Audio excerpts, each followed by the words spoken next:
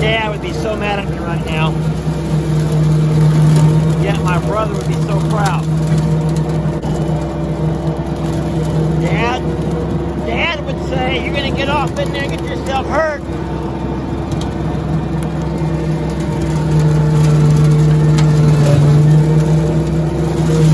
And Daniel would be like, get her done, get her done.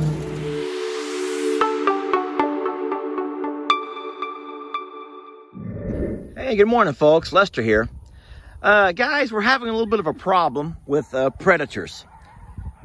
Now, I'll just excuse the little dogs in the distance barking. That's not who I'm referring to right now. But there is something coming out of this big overgrown pasture.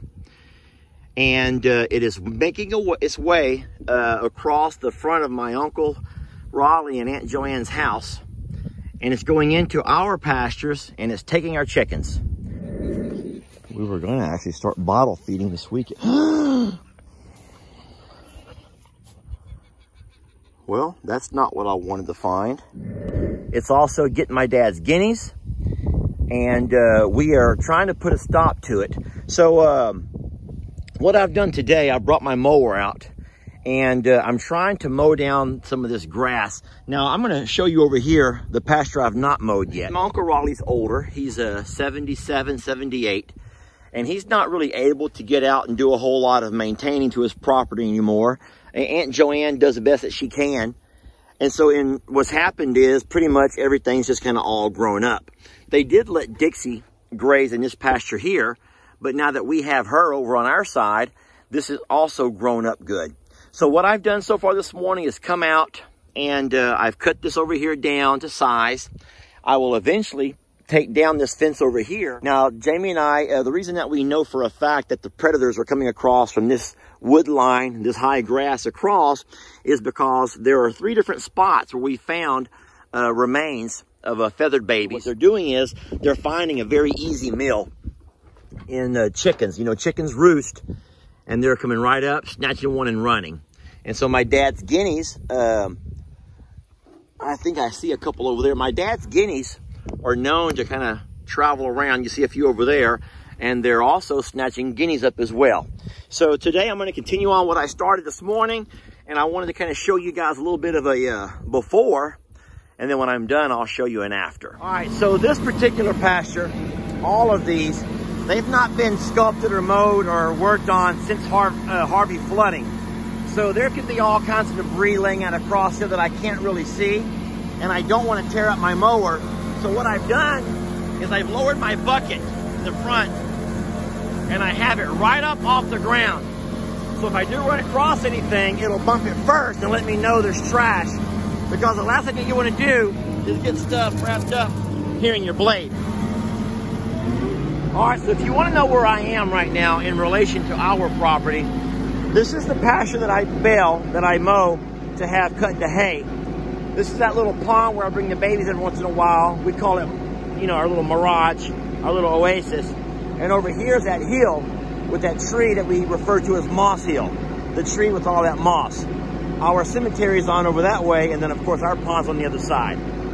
That is where we're at right now in relation to where our property is.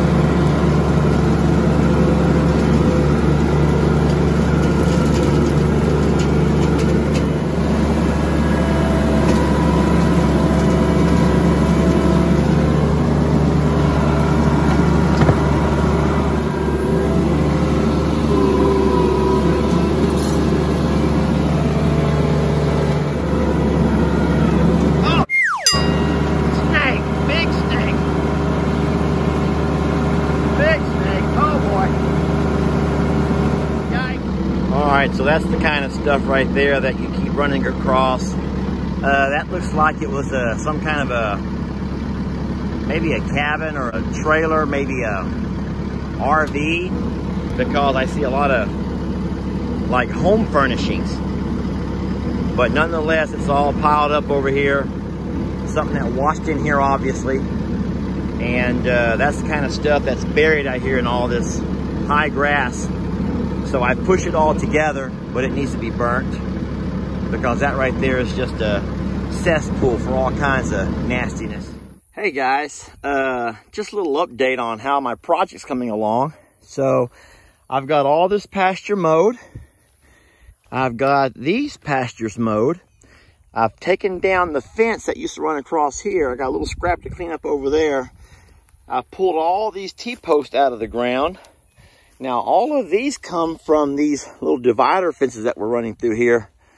But the big news is that it's all mowed out pretty now.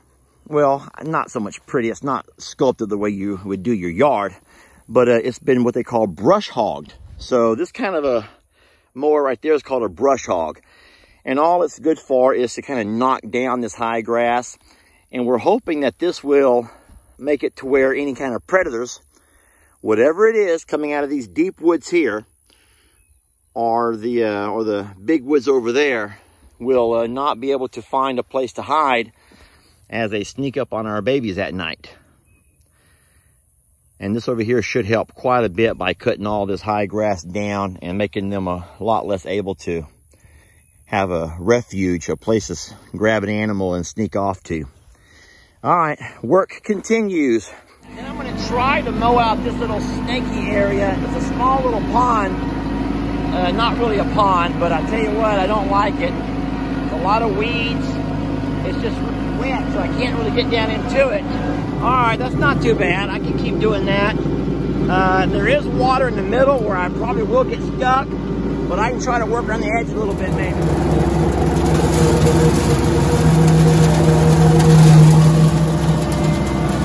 My dad would be so mad at me right now. Yet my brother would be so proud.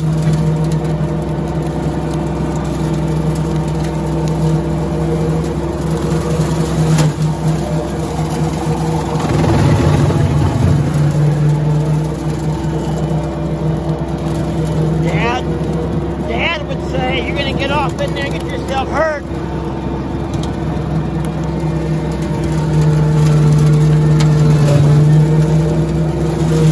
And Daniel will be like, get her done, get her done. Folks, that's not too shabby, if I can say so myself. That was a really nasty little spot right there. Not too boggy, so I was lucky for that. But I got that mess cleaned out pretty good. And now, if I'm lucky, the sun will dry that stuff up. You can see I got most of that mess burned up. I will take my tractor and repile it a little bit better, kind of condense it into one little spot. And then eventually I'll bring my trailer over here and try to load it, the metal that I can, and take it off, because we don't want that big old pile of mess just sitting here in the pastures.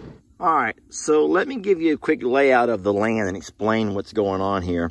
My Uncle Raleigh and Joanne, Uncle Raleigh is Kenny's dad, cousin Kenny's dad. So they've always been horse people. All my life growing up, Uncle Raleigh's always had a few cows and a lot of horses. So with his horses, what he would do is he would make these little small pastures. I don't know if you can follow my finger or not, but there's a fence line that runs right there. There's another fence line that runs right here. There was a fence line that ran right along that tree line there. That's one I took down yesterday. There's a far tree line that runs along that tree line there. So you're seeing all these parallel pastures, all with about the same size, same space. And all of these pastures led up towards his barn. And so what Uncle Raleigh would do by night is call all of his horses up, feed them in the barn. They'd all have their own little stalls. And their horses were very well trained to go into each and all their individual stalls. I wish ours would do that. And then by day, he'd let them all out into their individual pastures. So they all had access to water. And then they all had their own little individual pastures over here. He always had this big field up here in the front for baling. That would be the pasture we would grow hay on through the summer and then bale it to have hay and grass through the winter. And so, of course, all in the back, let me zoom out. So all in the back pastures back there is where he ran his cows. So what I'm doing now that they have no more horses, you know, they lost all of their horses except for Dixie. in Hurricane Harvey. Dixie was the only one that survived that. He lost all of his others. Sad, but they were all found pushed up along this tree line over here. This thick tree line, which is the far side of the property. But Dixie survived it, and we have her now. They've gifted her to us for a forever home.